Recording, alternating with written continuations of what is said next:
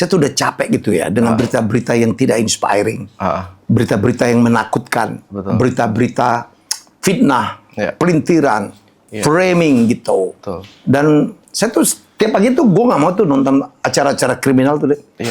Isinya apa? Pembegalan, selingkuh, apa koruptor tertangkap. Sulit untuk memang apa menghimbau masyarakat ya untuk supaya tidak menonton yang begituan ya. Artinya apa? Pemerintah harus hadir. Jadi motifnya Pak Helmy apa dong di situ? Ibadah. Ibadah. Konkret dong, konkretnya. Alhamdulillah saya udah dapat rezeki dari mana-mana ya. Gitu menurut saya sih ibadah lah. Time to give it back. Sama seperti saya dulu diminta jadi dirut TVRI, gaji cuma 32 juta, tiap hari kena marah. Tapi bagi saya itu ibadah. Time to give it back. Saya kan, Aji udah tahu sikap saya. Saya ini terlalu banyak utang saya kepada negara. Kalau mau bertahan, memang harus melihat tanda-tanda zaman, mengantisipate. Ya, sekarang saya dikelilingi oleh anak muda tuh, yang ngajarin saya tentang algoritma, tentang clickbait, yang mana yang lagi viral, kontennya seperti apa. Ya, kalau kita udah senior ya kita harus memberikan kesempatan kepada anak muda. Jangan jadi pribadi yang ngata-ngatain Gen Z, strawberry lah, padahal itu anak lu yang didik lembek itu lu juga gitu. Pak Helmy Yahya, ketemu lagi. Idola saya sejak kecil.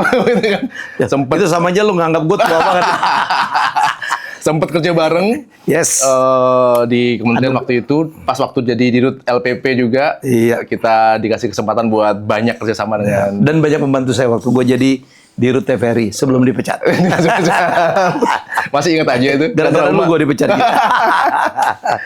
Ini lengkap banget teman-teman. Pak Helmy yang raja kuis, akuntan, public figure, artis, politisi juga pernah kan?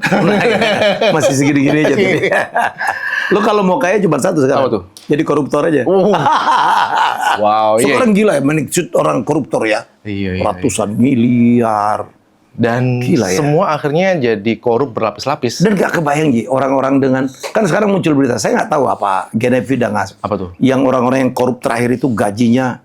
Saya kira bukan gaji tuh, penghasilan ya. Genevieve kan itu, ya nggak mungkin lah. Itu doa gue untuk lo. Jadi nggak bener banget kalau gajinya ditinggiin tidak korupsi. Iya. Ya kan, betul nggak? Iya dong. Itu profesi, wah udahlah. Semakin... semakin banyak, semakin kurang ya? Iyalah, kayak minum air laut. Air laut. Ya, ngeri. Ya. Tapi kita mau ngomongin yang optimis sebenarnya ini. Oh iya, harus optimis. Kita harus ubah nih. Kita harus ubah. Iya, tapi kita harus ubah. Tapi ini jadi ini Pak Helmy. Jadi GNFV itu seringkali disalahpahami pas awal-awal. Kita itu dikira untuk membaik-baikan yang jelek, padahal enggak. Artinya kita ada masalah di pendidikan, ada masalah di korupsi, misalkan ada masalah di sampah. Tapi kita itu bukan berhenti pada masalah dan siapa yang salah. Tapi ngambil yang good news-nya aja. Sisi yang orang-orang masih berjuang di situ nih. Setuju. Misalkan ada birokrasi nih, bobrok nih. Tapi ternyata banyak nih ASN-ASN kita yang masih bagus-bagus, berjuang. Itu kita kabarkan. Sampah banyak di mana-mana nih. Tadi lead kita salah gitu. Apa tuh? Saya dari dulu sangat simpati ya dengan Genevieve. Aji tahu lah. Itu dia mau ketemu saya sebagai Dirut TVRI. Langsung saya buka pintu karena saya tuh udah capek gitu ya dengan berita-berita yang tidak inspiring, berita-berita yang menakutkan, berita-berita fitnah, pelintiran, framing gitu. Dan saya tuh tiap pagi tuh gue nggak mau tuh nonton acara-acara kriminal tuh deh. Isinya apa? Pembegalan, selingkuh, apa koruptor tertangkap gitu ya. Apalagi sekarang banyak banget. Jadi tapi ratingnya masih tinggi itu. Iya, itu yang masyarakat menurut saya harus mulai paham. Sulit untuk memang menghimbau masyarakat ya untuk supaya tidak menonton yang begituan ya. Artinya apa? Pemerintah harus hadir. Iya. Pemerintah harus hadir. Tapi kadang-kadang jadi nggak enak lagi nih. Kabar buruknya juga dari sana juga. Iya, tapi kan nggak semua juga buruk lah ya. Iya. Saya kan 26 tahun di pegawai negeri ya. Jadi menurut saya kan masih banyak teman-teman kita yang bekerja baik gitu di kementerian-kementerian, di lembaga-lembaga gitu ya. Mungkin juga ini PR sih, artinya di mana-mana bad news itu selalu rame gitu ya. Iya. Dan kita masih menemukan sebenarnya bibit-bibit yang bagus-bagus. Nah, bagaimana bibit bagus ini nggak tertutupi dengan yang jelek-jelek itu? Kan kita tahu no news is good news. Iya. Jadi kalau nggak ada berita, artinya baik-baik aja. Ya dong? Artinya apa? Yang muncul itu bad news. Iya, iya. Dan good news is no news. Kalau good Iya, news ya good udah nggak ada news is berita. no news.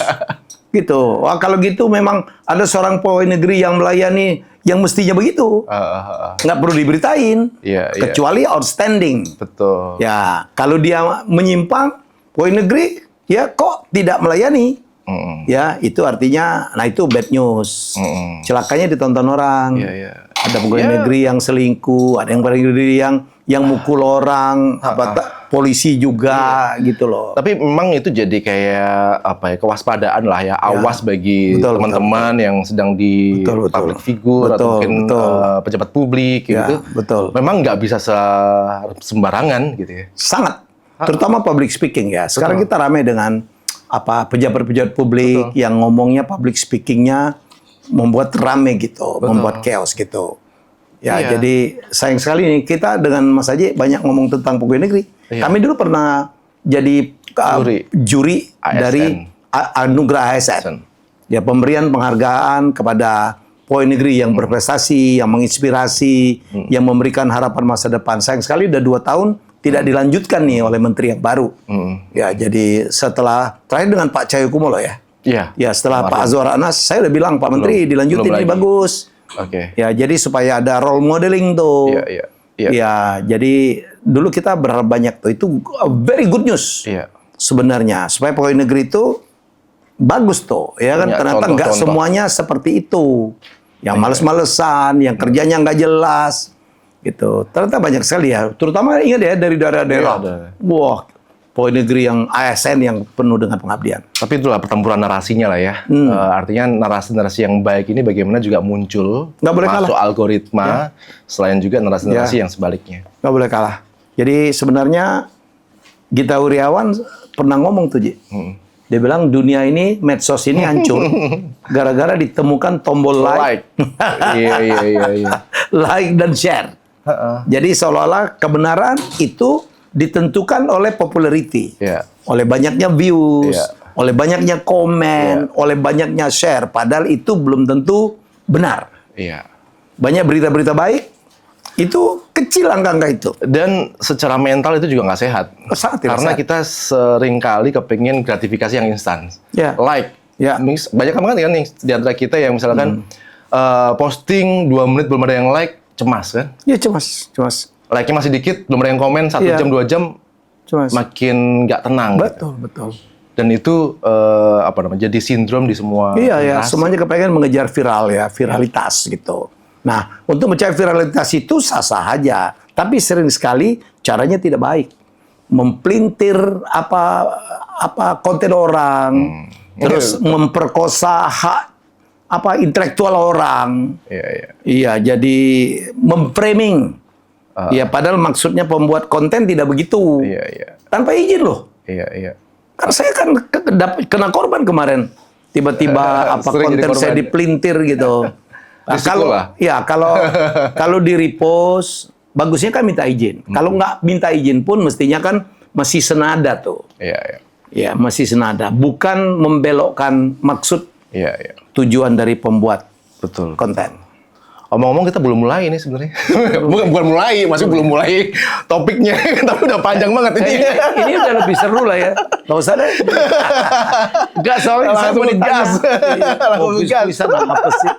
Ya, ini wajib nih. Saya kalau nggak boleh lanjut di podcast ini soalnya. Kita ada di GNF itu ada namanya Trivia Indonesia. Oke. Sebagai raja kuis nih, siapa berani, Hexagon War, apalagi Banyak banget. banyak banget kan. Pokoknya kuisnya orang-orang pinter lah pokoknya. Iya. Saya jangan yang capek-capek, yang susah-susah. Coba kita uji. Gua nggak bisa jawab, aib juga tuh.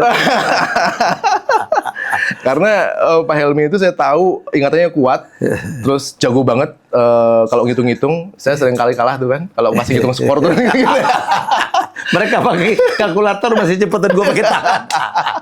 Terus kalau rapat-rapat apapun, misalkan 2 minggu lalu rapat dan sekarang tanpa lihat catatan masih ingat tuh. Iya, enggak juga lah. Sekarang masih nggak? Atau mungkin udah menurun? Oke. Usia. Ada 5 pertanyaan aja. Ini sebenarnya bukan kuis untuk narasumber, tapi sebenarnya kita kepengen ngasih kayak informasi ke audiens kita. Ada fakta-fakta yang mungkin barangkali teman-teman belum tahu. Oke.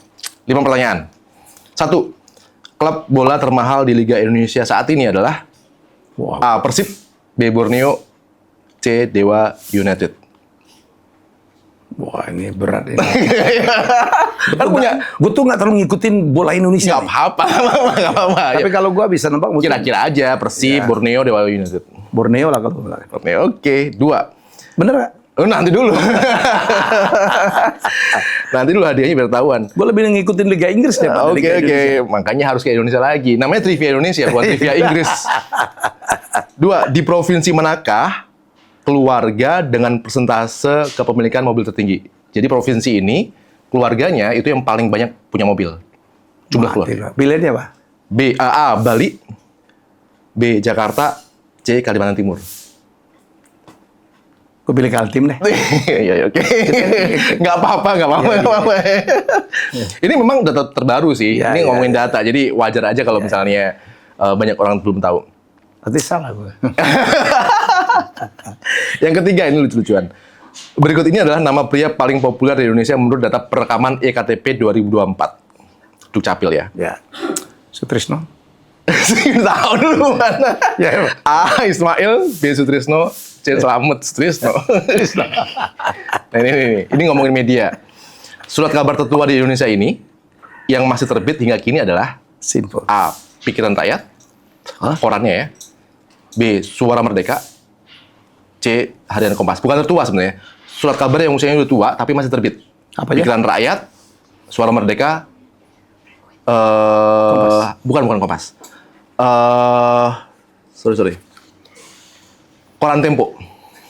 Tempo jelas baru. Antara Pikiran Rakyat sama Suara Merdeka ya? Ya. Pikiran Rakyat deh.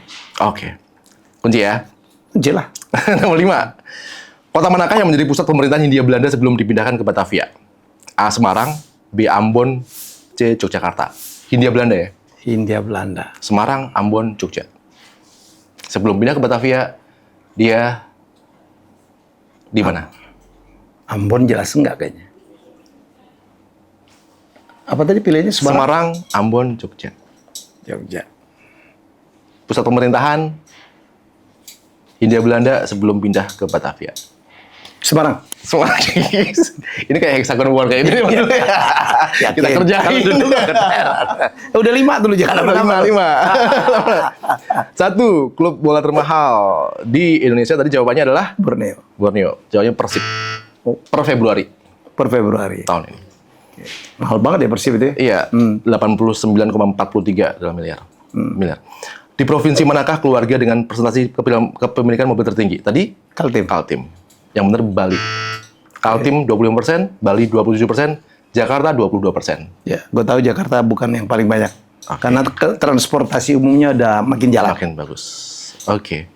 Berikut nama Salah semua lo. paling populer, Sutrisno bener. Kalau perempuan Nur Hayati. Nur Hayati. Aduh. Oke. 4. Surat kabar tertua, Suara Merdeka, Pikiran Rakyat, Tempo. Pira ya deh. Pikiran Rakyat, betul. Ya. Tahun 50. Suara Merdeka juga 50 tapi udah nggak terbit lagi. Oke. 5. Kota manakah yang menjadi pusat pemerintahan Hindia Belanda sebelum dipindahkan? Tadi Semarang. Yang benar Ambon. Oke. Tahun 1602 VOC dibentuk, 1605 pemerintahan di sana di Ambon. Oke.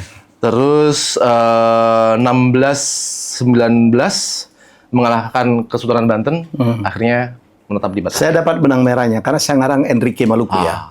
Pada saat seluruh bangsa Eropa berebut mencari jalan ke Spice Island, Maluku, ya yang dapat pertama itu memang Belanda. Ingat ya apa cerita yang Pulau Run? Betul. Di Tengah. Masuk sama Manhattan. Begitu mereka dapat Maluku, ya terutama Maluku Utara ya, Ternate Tidore, mereka mungkin start dari situ. Ya, kalau gitu masuk akal. Lumayan. Jadi bener berapa tadi? Bukan 2 doang. 2. Gak apa-apa. Eliminasi nggak? Eliminasi, biasanya eliminasi. Nggak boleh pulang. Nggak boleh pulang. Oke. Itu ya, itu pengetahuan buat kita semuanya. Pak Helmi, ini ke pokok. Tadi dia udah ngomongin soal media sosial, digital, dan lain-lain. Dan ada satu peran yang lagi rame nih, yang Pak Helmi jadi sentralnya saat ini, salah satunya, di Asosiasi Konten Kreator. Ya. Ini barang apa lagi nih? Asosiasi Kreator Konten. Kreator Konten Indonesia aja kan kreator konten. Oh, iya. Seluruh Indonesia, aksi. Iya. Ini sebenarnya apa lagi nih gitu kan? Jadi gini. Kita tuh harus, saya prihatin ya, sebagai senior yang udah selesai sebenarnya. Hidup gue udah selesai lah. Iya. Hidup saya tuh cuma ingin berbagi. Ya, saya tidak menjabat jabatan apapun, termasuk di swasta. Iya. Ya, saya prihatin loh. Prihatin ngelihat we going nowhere, tambah parah itu, terutama di dunia sosial media ya. Pelintiran, hoax, post truth, ya kemudian ujaran kebencian, itu mewarnai dunia sosmed yang celakanya mendominasi. Ya orang udah tidak lagi baca koran, udah jarang sekali nonton TV, semuanya kan di OTT lah ya, platform macam-macam. Nah menurut saya ini mempengaruhi kehidupan kita sebagai sebuah bangsa. Ribut, semuanya diributin. Sekarang muncul konten-konten yang kadang-kadang, ya Allah yang begini aja dipermasalahkan. Ya, pembunuhan inilah, perselingkuhan inilah, ya perseteruan antara ini atau dengan itulah. Yang itu yang lebih banyak mewarnai. Ya, kayak dulu kemarin, bayangin pengadilan Jessica itu dulu ya, kasus yang live tiap hari. Live tiap hari ditonton banyak orang. Kita mau kemana? Mau kemana? Jadi ini maksud saya bagaimana kita sama-sama ya bikin kesejukan. Saya sekarang banyak ke China, Ji. Majunya luar biasa. Gila. Mereka punya namanya program Made in China 2025. Dalam 10 tahun. Li Keqiang, Perdana Menterinya waktu itu. Dia sadar bahwa dulu kan produk Cina itu kan murah, tapi kualitasnya parah, cepat rusak. Murahan memang. Iya. Murah. Jadi nomor 2 apa? Mereka tergantung banget sama bahan baku, sama expertise, brandware dari luar. Akhirnya apa? Dia bikin program itu. Dalam 10 tahun mereka menjadi champion of the world in economy. Ya, mereka bikin subsidi besar, pajak dikurangin, bunga pinjaman direndahin, ya kemudian mereka bikin 40 lembaga research, ya negara. Kita punya BRIN aja baru 1, ya kemudian mereka mendonasikan biaya research, tahu nggak Ji berapa? 1,7 triliun dolar. Mereka memperbaiki infrastruktur, transport. China sekarang kereta api kan udah nomor 1 tuh. Betul. Macam-macam. Mereka membangun banyak sekali menara-menara BTS. Ya. Lu tahu BTS mereka mungkin udah 50.000 dan going to 500,000. Dan sekarang mereka selebrasi waktu saya kemarin ke Guangzhou, mereka selebrasi. Lahirlah itu. Ya, ada Huawei, ada ByteDance, ada Tencent, ada Alibaba. Jack Ma diundang lagi loh. Jack Ma diundang lagi. Ada macam-macam lah. Ada Waha, ada DeepSeek yang ngalahkan ChatGPT diundang lagi. Mereka selebrasi. Kita udah bersaing. Sekarang secara ekonomi China udah di atas Amerika. Dan apalagi sekarang EV mereka nomor 1 ya. Dan sekarang mereka merencanakan 10 tahun ke depan. Beritanya di Cina sejuk, nggak ada kayak kita. Membahas sesuatu yang nggak penting gitu, yang anfaedah gitu. Gitu loh. Dan di China itu diatur medsos. Ya kan? Kalau flexing dihukum. Yang ngatur negara. Negara harus hadir. Artinya ini wajib hadir. Asosiasi ini akan mendorong negara mengatur medsos. Ya itu kan urusan negara dong. Kita menghimbau lah supaya jangan nggak keos-keos. IP harus dilindungin. Harus ada kode etik. Yang penting itu ya asosiasi didirikan hasil dari inisiasi Kementerian Ekraf. Ya saya diundang dengan para kreator konten yang lain juga diundang. Ada Guru Gembul, ada siapa gitu. Ada Adrian Zakari, ada Bill Mohdor. Orang-orang yang senior lah ya. Dan kemudian selama ini juga kontennya bagus-bagus. Makanya GNV harus dukung nih. Ya, jadi kita diminta untuk bikin asosiasi. Ya, saya dan teman-teman menyambut. Karena nomor 1, bahwa profesi ini diakuin loh. Ada 17 juta katanya. Katanya. Jadi kalau bikin partai keren. Nah itu dia. Kesana lagi lari. Kayaknya udah ada yang mulai komen tuh. Mendingan bikin partai aja mendingan. Ya, selalu itu komen-komen orang begitu biasa lah. Itu dunia netizen tuh. Yang lucu netizen itu taunya dikit ngomongnya banyak. Yang taunya banyak justru ngomongnya nggak banyak gitu. Makanya kita chaos tuh. Saya ada komen-komen, waduh kok ada komen kayak gini tuh. Saya kalau IG saya delete-deletein tuh. Tapi kalau di YouTube Nggak bisa, Ji. Tiba-tiba saya bikin konten saya podcast yang masuk judul. Iya. Di kita Ini harus juga banyak diatur, tuh. Pak. Ini dia harus diatur. Jadi kita hanya ingin melihat itu. Negara-negara maju, ya Amerika, dipikir nggak ngatur medsos, dia atur. Tiap kali ada konten itu, ayu 18 plus. Australia, negara yang cukup liberal tuh, ngatur. Umur 16 tahun ke bawah, nggak boleh bermedsos. Saya pikir kita harus hadir demi untuk maju. Kita jauh ketinggalan. Kita punya mineral, kita punya, wah, nggak ada negara yang lebih lengkap dari kita. Ya, tapi end up kita nggak maju. Sekarang udah dilewatin Vietnam, Malaysia, Singapura udah jauh ke atas gitu. Economic growth kita, Vietnam udah hampir 8. Kita 5 aja. Ya kita berdoa 5 ya. Semoga dengan program presiden yang baru akan ada ini, akan ada itu, kita bisa reaching to 8%. 20 tahun Indonesia emas, udah tinggal 20 tahun lagi loh. Iya. 20 tahun lagi. Nggak lama lagi tuh. Sementara kita masih sibuk dengan MBG. MBG itu bagus, Ji. Iya. Cuman Makan bersih. pelaksanaannya itu yang sekarang harus kita masih banyak. Ya namanya nggak gampang juga lah. Masih awal juga sih. Ya saya kan orang kreatif, ide keren, tapi yang penting itu adalah eksekusi. Betul. Itu Mari kayak kita kawal eksekusinya. masalah kita sih sebenarnya. Iya, Banyak iya. sih peraturan apa sih nggak ada yang peraturannya gitu kan.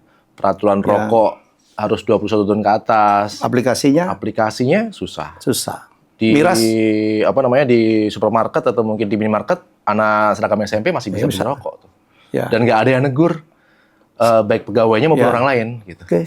Itu dia tuh, penegakan. Penegakan. Masalah kita itu bukan masalah korupsi. Oke. Masalah kita tahu nggak apa? Apa tuh? Penegakan hukum. Betul. Iya sih. Kalau penegakan hukum memberantas korupsi tegak lurus, sebenarnya masalah kita adalah kita tahu masalahnya tapi nggak tahu caranya ya untuk actionnya benar-benar itu gimana. tahu Tahu cuma ya, tidak tapi nggak dilaksanakan. tahu caranya apa. Ya. Nggak bisa. Saya nggak tahu. ngelaksanainnya. Saya dapat dari data GNFV atau bukan ya masalah betapa China sekarang gandrung dengan Musang King. Ya saya nggak tahu. Ternyata eksportir pertama Musang King ke Cina itu kan Thailand sekitar 60 sekian triliun.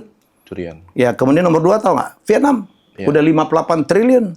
Nomor 3 Malaysia 34 triliun. Durian tuh kan Melayu banget nih. Indonesia, Malaysia. Betul. Tahu Indonesia ekspor berapa? Di bawah sekarang udah 200 miliaran. siap kesalip udah. 200 miliar, 28 miliar kali. 20 miliar. Oh ya? Bayangin. Kecil banget dong. Lah iyalah, orang udah puluhan triliun. Lucunya apa? Ekspor 28, impornya 58. Hobi durian banget. Lu bayangin jualan durian bisa puluhan triliun. Iya. Kita tanah luas, tropik, spesiesnya banyak. Tahu Cina sekarang, Ji? Ya. Bikin sendiri. Dan itu kayaknya ada kaitannya dengan kebiasaan kita mengkonsumsi sosial media ya. Ada nggak kira-kira? Apanya? Ya tadi, Ya, produktivitas rendah, kita mengkonsumsi terlalu banyak sosial media dengan konten-konten yang nggak terlalu berfaedah, Ya. sehingga kita malas melakukan hal-hal yang Mungkin. Ya, yang jelas kan banyak orang sekarang, mungkin termasuk saya ya, menghabiskan 2 jam, 3 jam hanya untuk nonton konten tuh. Betul. Kalau saya nonton TikTok, nonton Reels untuk saya kan motivator ya. Saya harus banyak dapat masukan dari seluruh dunia tentang kalimat-kalimat apa yang saya harus sampaikan gitu. 2 jam, 3 jam tuh, terutama kalau lagi malam nggak bisa tidur gitu. Jadi betapa banyaknya, kalau saya for good things ya, sebagai motivator, sebagai seorang public speaker, saya butuh banyak informasi, banyak quote-quote yang bagus-bagus yang untuk saya sampaikan. Tapi itu terjadi di mana-mana. Ada yang nonton dari yang iya sampai yang enggak. Ada yang nonton joget-jogetan ya. Kan itu algoritmik tuh. Ada juga yang kalau saya kan motivasi. Itu memang kontrol diri sih. Jadi artinya kembali lagi ke diri sendiri, kita memanfaatkan untuk apa. Nah, kalau asosiasi kreator konten tadi itu sebenarnya anggotanya siapa? Kan tadi kalau kita definisi umum lah konten kreator itu semua orang bisa jadi konten kreator. Bisa. Pengguna sosial media kita salah satu yang terbanyak di dunia kan? Iya. Artinya TikTok kita terbanyak. Jadi siapa tuh yang akan Siapa aja yang mau bergabung, yang punya visi misi yang sama. Apa tuh visinya? Ya kita nggak ingin membuat kayak GNFV lah. Oke. Ya mari kita berkonten ya yang positif. Yang tidak ada hate speech. Oke. Ya, yang memberikan inspirasi. Bukan berarti nggak boleh ngeritik ya? Boleh, tapi kritik ada Kan caranya. kalau saya lihat anggotanya juga banyak juga yang bikin konten yang cukup kritis dan saya suka. Iya. Lo kritik Kalau kritik silakan, tapi tidak harus dengan memfitnah dong. Gitu loh. Kan boleh kritik, berbeda pendapat boleh. Tapi silakan, tapi dengan jangan hate speech, jangan nyerang pribadi, boleh. Harus kreatif. Siapa bilang untuk supaya ditonton banyak, kemudian harus yang berbuat yang enggak gitu. Ya kan? Kayak dulu ada konten memberikan hadiah sayur sampah gitu. Itu kan gila tuh menurut saya sih. Jadi kalau yang kayak gitu itu nggak bisa masuk juga asosiasi. Ya kita kalau mereka sadarkan. daftar gitu. Oh ya. Kita edukasi lah ya. Ada fungsi edukasi, ada fungsi perlindungan IP, nggak bisa asal comot aja ya. Gitu loh. Jadi ada fungsi kode etik. Ya, kita akan merapikan itu. Saya tahu ini tidak gampang ya. Iya. Nggak gampang, banyak yang respon. Untuk apa gitu? Ya nggak apa-apa.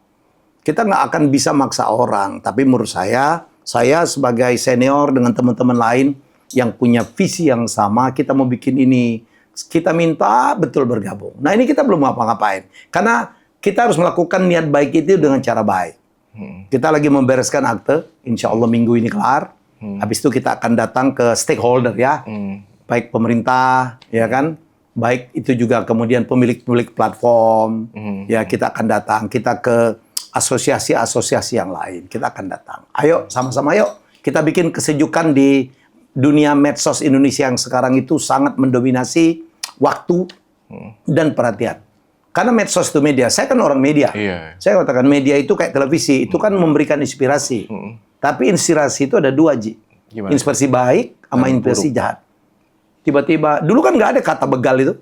Tiba-tiba begitu ditampilkan, begal di mana-mana. Orang punya ide, oh iya ya, bisa nyari duit dengan membegal. Betul.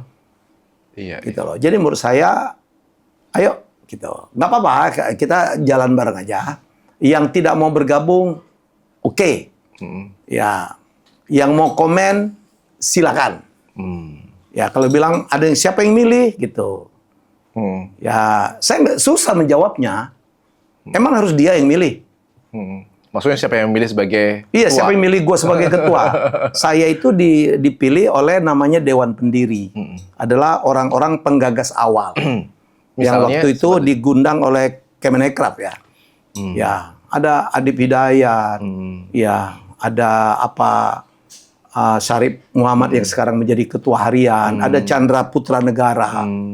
Ya, jadi beberapa orang lah yang cukup senior dan mau gitu membuat bagaimana konten-konten kita itu menjadi sesuatu yang bermanfaat bagi banyak orang.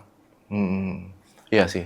Ya, Pak Helmy udah lengkap sekali lah untuk di media ya. Dulu media konvensional, televisi, macam-macam sampai sekarang media sosial. Bikin YouTube juga rame. Saya masih ingat tuh, saya jadi subscriber ke 38 YouTube-nya Pak Helmy Bicara tuh. Karena waktu itu pas waktu baru bikin langsung share di grup kan, langsung saya follower ke 38. Sekarang udah 1 juta berapa? Sekarang udah 2 juta. 2,15 juta. Kian TV masih 130.000. Ya, jadi nah saya mau ini juga. Jadi ini nggak ada bantuan dari pemerintah karena kita memang nggak ada ya. Kita udah pelajarin ya. Undang-undangnya PP-nya kalau tidak salah, asosiasi atau perkumpulan yang ada budget dari negara cuman Kadin. Jadi misinya itu apakah mau menyatukan konten kreator begitu? Nggak juga. Kan konten kreator banyak banget. Tidak akan pernah bersatu. Banget. Nah, ini nggak ada masalah. Kita memang ingin satu, kami bahagia bahwa asosiasi ini diakui oleh negara. Itu yang penting. Nomor 2, ternyata channel itu bisa jadi agunan. Udah ada aturannya dan itu kita akan perjuangkan. Channel jadi agunan? Jadi agunan bisa. Dia lihat nanti AdSense-nya berapa gitu. Jadi pemerintah itu udah cukup dukung. Ini akan kita manfaatkan. Ya kita akan menjadi mitra lah ya pemerintah dalam rangka sosialisasi, edukasi. Begitu juga BUMN, begitu juga perusahaan-perusahaan. Ya silakan dengan siapa aja, tapi kami menghimbau yang asosiasi dong. Karena ini kan udah diverifikasi ya, nggak sembarangan anggotanya. Nah syarat-syarat jadi anggota sedang kita godok nih. Ya, jadi begitu aja kita berharap. Nggak ada bantuan dari pemerintah, nggak ada. Ini sekarang uang kita sendiri loh. Bayar akte, rapat, bayar uang kita sendiri. Kemarin inisiasi Kemenkraf cuman 2-3 meeting pertama aja. Itu pun kita diundang di dalam di ruangan gitu, makan juga nasi bungkus gitu ya. Karena kita tahu sekarang Efisiensi. semua ini kan melakukan efisiensi. Tapi saya menyambut baik sebagai senior. Ya sebagai senior. Nggak ada berharap mau digaji, nggak, kita keluar duit sekarang. Jadi motifnya Pak Helmy apa dong di situ? Ibadah. Oh, ini ibaratnya konkret dong, konkretnya. Alhamdulillah saya udah dapat rezeki dari mana-mana ya. Gitu menurut saya sih ibadah lah. Time to give it back, sama seperti saya dulu diminta jadi dirut TVRI, gaji cuma 32 juta, tiap hari kena marah. Tapi bagi saya itu ibadah. Time to give it back. Saya kan Aji udah tahu sikap saya. Saya ini terlalu banyak utang saya kepada negara. SD negeri dapat beasiswa, SMP negeri dapat beasiswa, SMA negeri dapat 2 beasiswa. Kuliah di STAN, dapat beasiswa digaji lagi. S2 saya dibayari negara. Saya belajar, saya menjadi sukses kenapa? Karena saya menjadi orang televisi, belajar di TVRI, punya negara. Masa Jadi udah segini nih? Balas budi. Balas budi lah, time to give it back lah. Kan trikol, kata si siapa bos gue dulu? ya, Menkominfo zaman gue dulu. Rudi Antara, I Chip. Ya, this is country call. Jadi kalau misalnya di bidang persosmedan ini, konten kreator, kreator konten, apa namanya giving back-nya sebenarnya yang Pak Helmy? Saya itu, saya mau bahwa kita nih, udahlah berhentilah kita berseteru, ya saling ngata-ngatain, hate speech, post truth. Bangsa ini memerlukan apa ya, asupan-asupan. Ya sama lah kita dengan GNFI, sama lah. Ya kan berita kan banyak banget, tapi kan kita bisa memilih. Ya, sekali lagi ini tidak membatasi kreativitas orang. Silakan berkreatif, tapi ada aturan-aturan dan norma-norma yang tidak boleh dilewatin. Siapa bilang harus aneh baru viral? Enggak lah, saya banyak konten saya yang 6 jutaan, 5 jutaan. Wah, sesuatu yang bagus. Saya kemarin yang terakhir viral waktu saya ke China terakhir, saya ada dengan Mas Tanto tuh. Kita belajar di Huawei, kita menunjukkan bahwa dari dulu bapak kami kan hanya pedagang kayu, tapi punya visi yang luar biasa. Dia gadekan rumah ya untuk supaya kami bisa sekolah tinggi itu. Masuk perguruan tinggi dan itu yang akan menyetop kemiskinan dan terbukti. Sampai sekarang kemarin kami belajar tuh. Angle-nya bagus. Oh, yang nonton 2,8 juta. Terus saya pernah ngomong juga berapa bulan yang lalu saya ke kampus saya di Punawarman, stand zaman dulu gitu. Ada tukang sate, sate sama soto. Iya, tukang soto sama tukang es kelapa tuh. Itu dari 44 tahun lalu. Dia juga masih jualan, nggak ada terpikir untuk nambah bangku, nambah cabang, nggak ada. Happy, tetap murah, tetap enak. Anaknya ternyata udah 2 tamatan jadi sarjana gitu. Ya, tetap kayak gitu. Saya bilang ternyata untuk bahagia itu gampang aja ya, jangan terlalu ambisi lah. Wah, yang nonton itu 5 juta kali. Jadi siapa bilang harus aneh? Ya kan sampai dibela-belain. Ya enggak juga. Jadi ya selalu punya luang. Oke. Iya Pak Helmy. Ini kan Pak Helmy adalah orang media lama yang tahu industri itu, dibesarkan oleh industri itu dan sekarang masuk ke media yang media baru. Dan kita tahu beberapa teman kita industri media yang arus utama, yang konvensional, banyak yang sedang kesulitan. Ya. Tahu. Kalau proyeksi nih Pak Helmy pribadi, gimana media lama itu akan bisa survive? Mereka harus bertransformasi lah. Mereka harus menyerap pembaruan ya. Saya itu sangat beruntung. Waktu saya dipecat jadi dirut TVRI 17 Januari 2020. Pas mau COVID tuh. Ya, pas mau COVID tuh. Ya, habis itu ada... Pas lagi lucu-lucunya ya itu ya? Pas lagi bagus-bagusnya. Sekelompok anak muda. Dia bilang, Pak Helmy sharing aja di YouTube. Saya bilang, no, ini bukan media saya. Sampai mereka nawarin, pokoknya Pak Helmy alat dari kita, kru dari kita lah. Kita bagi hasil aja. Makanya lahirlah apa Helmy bicara itu. Ya, jadi menurut saya, kalau mau bertahan, memang harus melihat tanda-tanda zaman. Mengantisipate. Ya, sekarang saya dikelilingi oleh anak muda tuh. Yang ngajarin saya tentang algoritma, tentang clickbait, yang mana yang lagi viral, kontennya seperti apa. Ya kalau kita udah senior ya kita harus memberikan kesempatan kepada anak muda. Jangan jadi pribadi yang ngata-ngatain Gen Z, strawberry lah, padahal itu anak lu yang didik yang lembek itu lu juga gitu. Saya kan enggak. Saya punya berapa ya perusahaan ya, cukup banyak anak-anak muda. Silakan. Kita dengar, kita orang tua tuh dengar tuh. Ya kita komunikasi. Saya orang yang kalau Jemput BTS itu nggak mengira itu cuma tower doang gitu. Jadi menurut saya bagaimana kita komunikasi, membuka diri. Ya alhamdulillah saya sekarang jadi motivator yang dengerin anak muda tuh. Konten-konten saya di YouTube ya. Jadi di IG, di TikTok gitu. Memang kita harus punya yang nonton anak-anak muda. Transformasinya ke situ. Tapi transformasi itu kan pahit juga ya. Iya. Artinya industri media yang konvensional itu kan nggak bisa ramping.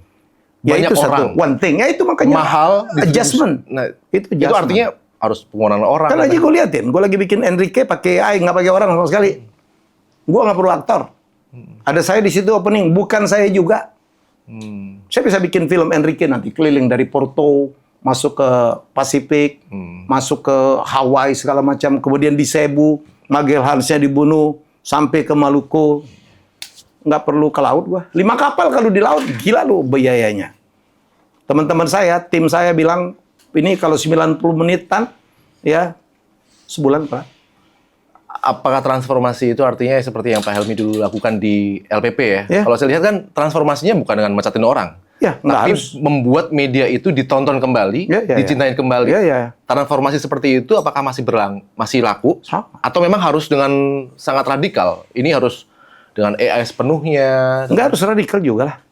Solihun Kasihan juga banyak yang... Solihun cuma satu iPhone aja pakai gini sendiri, nggak pakai tripod. Yang nonton banyak tuh. Ya itu artinya kan... Jadi ini semuanya kreativitas.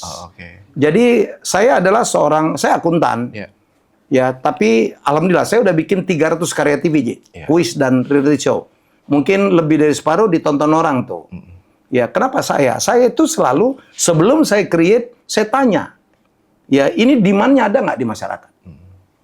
Ya, demand-nya ada nggak? Akan ditonton orang nggak? Tanya, do your research, pakai insting.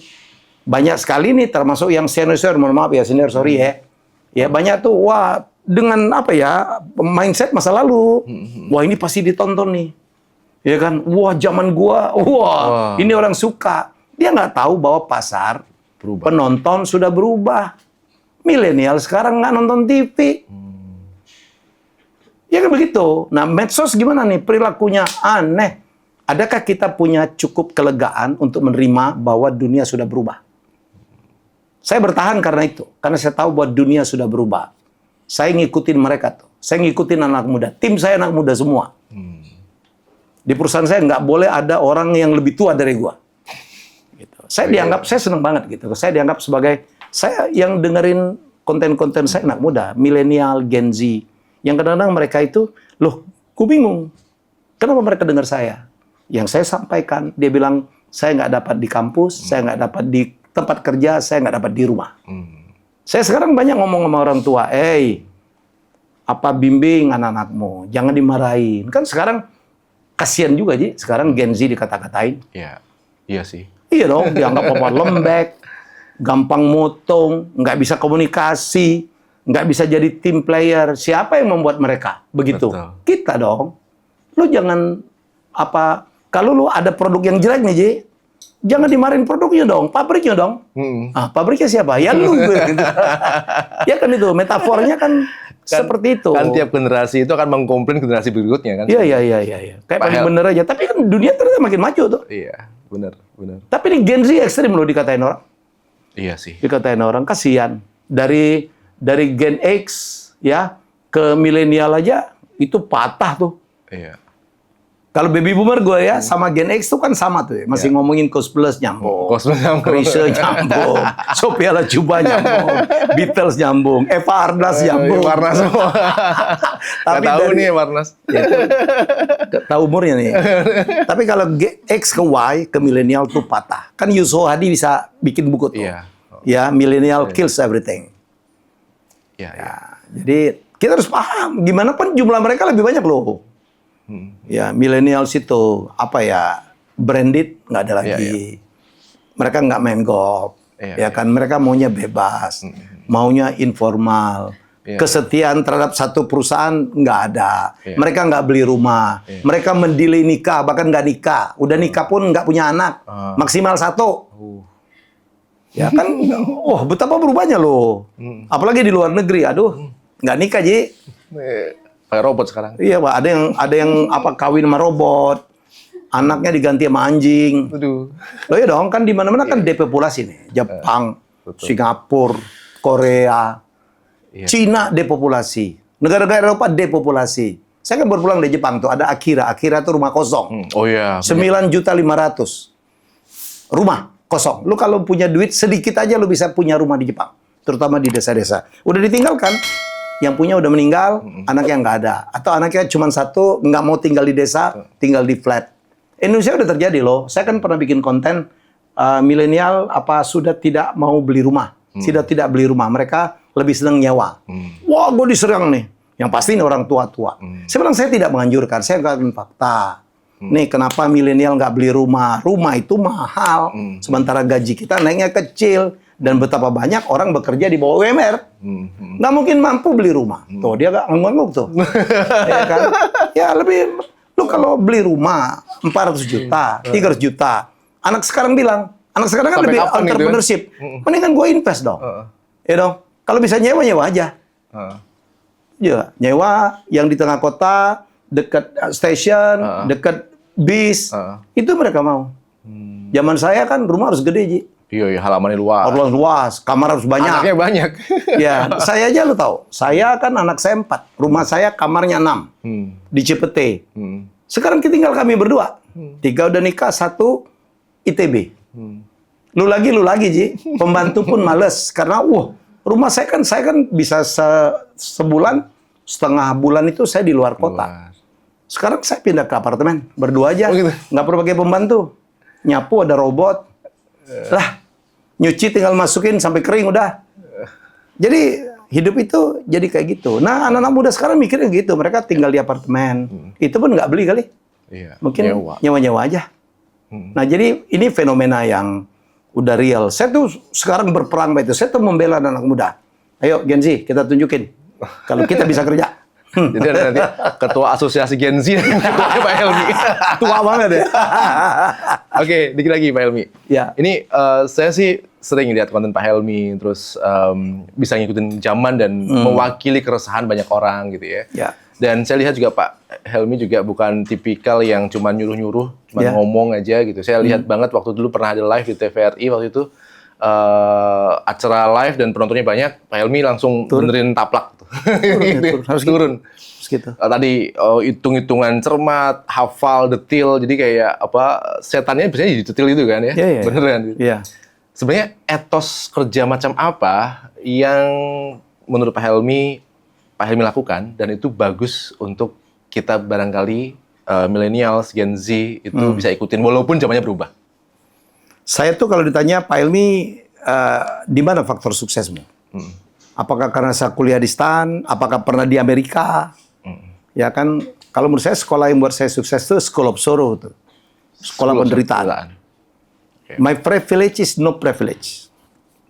Karena saya lahir dari keluarga yang sangat miskin, penuh dengan hinaan, penuh dengan penolakan, penuh dengan bulian tuh. Saya hidup harus melawan itu. Saya ditolak perempuan banyak banget waktu saya, walaupun sekarang nyesel semua. Ya, I work hard. Mereka udah tidur, kita belajar. Badan saya tuh dari dulu tuh bekerja keras. Until now. Saya tidur lebih sedikit dari teman-teman saya itu. Saya belajar lebih banyak. Kalau enggak, anak pedagang kaki 5 tuh, Pak. How can win the battle? Harus bekerja keras. Sampai sekarang, ya. Itu yang saya lakukan. Jadi setelan badan saya tuh udah kayak gitu. Saya bisa syuting 30 episode sehari. Kayak podcast gini, saya pernah syuting 7 episode sehari. 7 tamu berbeda dengan 7 topik yang berbeda. Saya terlatih tuh baca cepat 5 menit. Oh siapa? Wahyu Aji. Udah tahu gua. Oh lahir di sini. Oh kamu lahir di sini, Ji. Margarito Kamis jadi konten saya, Ji. Nangis. Soal Margarito Kamis tuh. Hanya gue nyebut kampungnya dia. Dan bapak dulu kerja apa? Dia nangis. Margarito Kamis. Gitu. Jadi menurut saya, ya mau nggak mau kerja keras lah. Itu juga personal branding ya. Kalau lu mau, kalau temen lu average kayak, hey, Gen Z, lu kan diterima stereotyping lu ini. Nggak hormat sama orang tua. Ya suka manggil kau, klan. Saya pernah dipanggil anak muda klan. Saya mau marah kayak apa gitu. Saya bilang, itu nggak bener ya. Kita kasih tahu. Ya, saya berhasil begini, itu karena saya bekerja keras. Sampai sekarang. Sampai sekarang, Ji. Orang nanya, gimana bisa? Saya pernah syuting 30 episode sehari, lebih. Loh, saya udah 60 loh. 30 episode tuh 24 jam itu berapa? Nggak nyampe lah. 10 jam. Lo tau nggak ini ya, apa resepnya? Bayangin kwitansinya aja. Oke. Yang capek itu kalau ini dibayar gak ya? Itu capek aja. Capek itu di pikiran gitu. Semua dari sini. Saya kemarin baru ngasih seminar. Community branding 12 jam gue ngomong berdiri. Dalam usia sesenior ini. Saya jauh lebih muda daripada angkatan saya. Minimal look-nya ya. Kenapa? Saya bergaul sama anak muda. Saya buka diri. Saya tahu tuh istilah-istilah jujurli. Tahu banget skena. Gitu loh. Di umur gue nggak ngerti tuh skena itu apa. Iya. Jadi saya membuka diri, jadilah sponge, nyerap, kemudian kasih tahu yang benar. Jadi rumusnya nggak ada cara lain selain kerja keras ya? Kerja keras dan positive vibes. Emang nggak ada yang lebih cepat? Apa? Kan sekarang kepengen cepet tuh. Nggak ada lah. Nggak ada. Sukses tuh nggak ada yang instan. Misalkan Cerdas. hack life-nya gimana gitu? Cerdas kalau lu attitude lu nggak benar juga nggak dapet apa-apa. Smart work katanya. Iya, smart work, oke. Tapi tetap aja, attitude lu harus benar. Ini gue ngajarin attitude. Duduk itu jangan ngangkat kaki begini tuh kan anak muda ya. Kalau ini jangan. Kalau orang tua, halo apa kabar om? Ya, salam, sujud. Ya, berbahasa lah. Kan gue kan orang komunikasi ya. You have to speak in your audience language. Orang tua kita harus bahasanya orang tua. Jangan bahasa lo. Wah, gue perlu healing. Nggak ngerti angkatan gue healing itu apa sih? Ya, jadi insecure. Sekarang apa? Barang bekas pre-love. Ah, lo apa? Pre-love. Ya, ngerti nggak? Ya, jadi kita kalau orang tua bahasa orang tua dong. Tapi orang tua jangan kuper banget juga lah. Gue pernah nih, gue nyetir istri gue nyetir di Amerika, kita traveling berempat ya. Gue di sebelah kiri, jadi sleeping navigator, anak gue 2 di belakang. Ya, satu umur 20-an, satu belasan. Ya, kita ngomong, wah apa gitu. Saya ngomong sama istri, wah ini gayung bersambut. Apaan sih Pak gayung bersambut? Mungkin gayungnya nggak kenal. Nggak kenal. Oh, selayang pandang ya, sekapur siri. Kita kan sambutan sekapur siri. Sekapur siri. Jadi menurut saya bahasa itu penting. Jadi komunikasi itu penting. Oke. Ya, jadi orang sukses adalah orang yang jago komunikasi. Ya. Ya, jadi menurut saya sih, ayo anak-anak muda gitu. Dan orang tua juga yang seumur saya mengalah lah komunikasi, ajak nonton bareng, ajak mabar ya, gitu. Temenin dia main futsal, kita di samping gitu ya. Itu menurut saya ajak ngopi-ngopi, ngobrol apa. Jadi saya survive karena di keliling saya anak-anak muda semua. Dan saya mendengar mereka. Kalau saya bilang, oh ini nggak benar, nggak bisa begitu. Kita juga begitu. Bukan berarti kita sok muda gitu. Tahu-tahu rambutnya Helmia jadi hijau. No. Ya. Jadi menurut saya sih enggak lah. Iya. Ya mungkin tadi teman-teman kita, adik-adik kita, atau bahkan kita juga ya, orang-orang tua juga kadang-kadang ikut-ikutan. Kayaknya sekarang itu bisa sukses dengan cepat. Karena kita sehari-hari melihat sosial media itu sukses semua. Generasi instan. Sukses semua kan? Yang nggak sukses kan nggak ditonton, Ji. Betul. Artinya siapa bilang lah. Dan itu menjadi tertekan. Dan itu parah loh, Ji. Dunia flexing itu. Di Cina nggak boleh flexing loh. Ya, itu pelanggaran hukum loh. Di take down loh. Oh ya? Karena yang flexing itulah. Mobil belum lunas. Itu merusak iya kan, dipamer-pamerin. Rumah orang diakuin punya sendiri.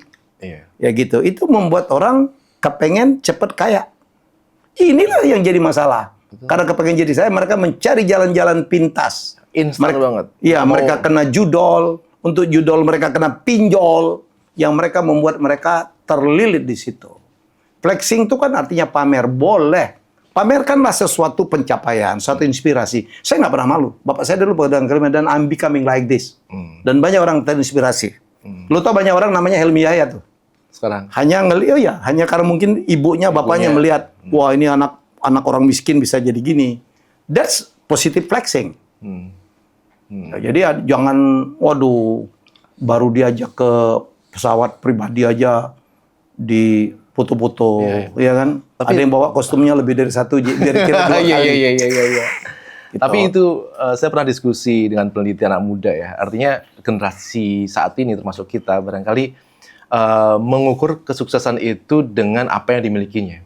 Ya. Ini berbeda dengan founding fathers kita yang mengukur kesuksesan itu, kepercayaan itu pada gagasannya. Nggak juga ya. Sekarang ada Yono tuh, you only need once. Ya mungkin sekarang Iya, iya, gitu itu ada kan. mulai ini juga. Kan ada you only live once gitu. You only live once tuh YOLO itu, wah yang dia penting happy-happy tuh. Jadi ada murid gua, ada apa Gen Z kerja bagus banget, dikasih bonus 2 bulan kerja, dia resign.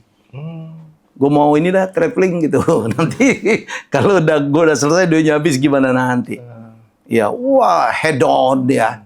Tapi ada juga yang sangat itu. Dia sekarang ada namanya you only need once. Kalau punya handphone, headset, Satu. asal jalan aja dong. Yang fungsinya bener dong. Ya kan. Kalau punya jam ya, yang penting jalan dong. Anak muda sekarang malah nggak perlu jam lah. Jadi menurut saya, mari kita mengedukasi lah. Nah, pada kreator konten, tolonglah apa yang kita lakukan itu berpengaruh kepada mungkin jutaan orang.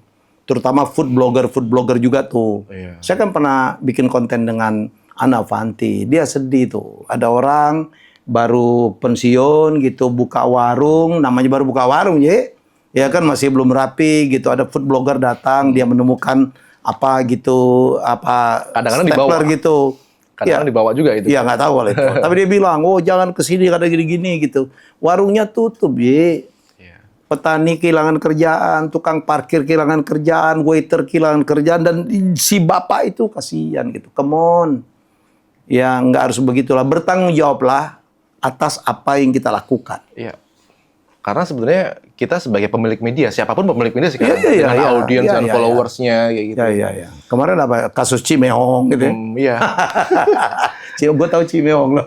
Iya, makanya Aduh. banyak banget yang, ya justru tadi ya, kita sering kali terfokus atau mungkin terdistract dengan konten-konten yang seperti tadi. Ya. Ada brand rot akhirnya Karena kan. ngejar popularity ya, ngejar views, ngejar like, ngejar share. Dan akhirnya kita nggak bisa ngelihat contoh-contoh baik. Ya. Yang ada adalah contoh-contoh seperti itu yang buat Ya. kita terintimidasi, Ya. frustasi, nggak tenang. Frustrasi, janganlah. Oke. Jadi bertanggung jawablah dengan apa yang kita lakukan, betul. Oke. Saya tuh udah nggak peduli. Konten saya mau ditonton jutaan orang, mau belasan ribu, mau ratusan ribu. Nggak peduli. Yang penting konten saya adalah yang bermanfaat. Ya. Nggak akan pernah ada tuh di Helmi Bicara, gue mengundang tamu-tamu yang unfaedah. Harus ada selalu values. Oke. I'm talking about values. Ya. Oke. Mudah-mudahan Asosiasi Kreator Konten Indonesia bisa benar-benar membawa visi itu jadi Ya, kenyataan. amin. Dan terima kasih juga Pak Helmi sudah mau membimbing konten-konten atau mungkin platform yang seperti kami GNFI. Ya. Ngenalin GNFI kemana-mana ya. Gitu kan. Kalau perlu data-data dari GNFI yang kita suplai, karena mungkin udah nggak pernah bikin kuis lagi, kita bisa suplai itu. Sebenarnya lah. Pertanyaan-pertanyaan seperti tadi itu. Keren. Bang. Karena kita tiap hari bergulir dengan itu sekarang. Ya. Data-data yang terbaru yang kayaknya orang kegocek deh gitu. Keren. Oke, terima kasih Pak Helmi. Sampai ketemu lagi. Sukses ya, teman-teman. Sehat GNFI. terus dan Jangan selalu pernah menyerah. menginspirasi. Terima kasih. Terima kasih teman-teman. Sampai jumpa lagi.